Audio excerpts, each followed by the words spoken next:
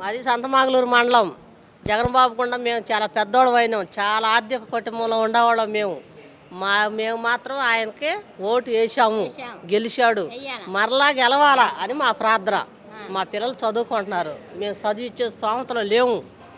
ఒంగోలు కాలేజీలో చేర్చాం, గవర్నమెంట్ కాలేజీలో ఫుడ్ అన్నీ బాగా పెడుతున్నారు పిల్లోడికి.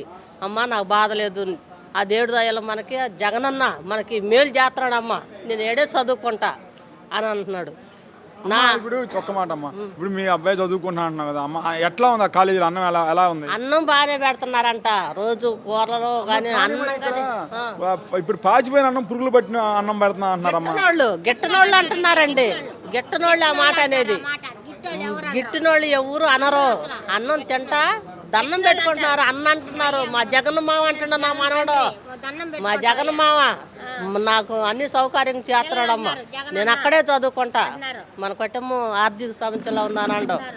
చెంటున్నర చోటు ఇచ్చాడు, నాలుడికి ఇల్లు కట్టి పెట్టాడు, బిల్లులు వచ్చినాయి, కప్పు వేసుకున్నాడు. మాకు బాగా జరిగింది, ఈ పరిపాలన మరలా రావాలని మా ప్రార్థన.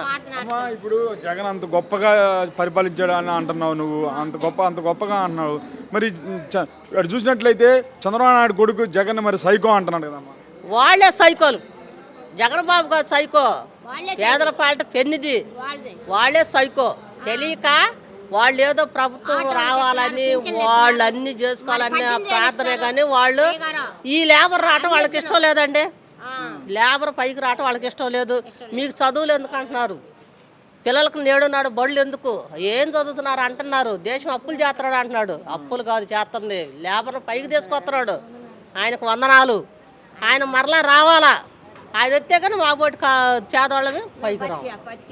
మరి ఇప్పుడు జగన్ గెలవని అన్నాడు కమ్మా పవన్ కళ్యాణ్ జనసేన, అవన్నీ రంగులు పూసుకోవటమే, ఆయన రంగులు పూసుకొని డాన్స్ చేసుకోవటమే, కానీ దిక్కమొక్క వేసి చూస్తాడు మీడియాలో, దిక్కమొక్క వేసుకొని చూస్తున్నాడు. లేదండి మా జగన్ బాబు గారు వస్తాడు,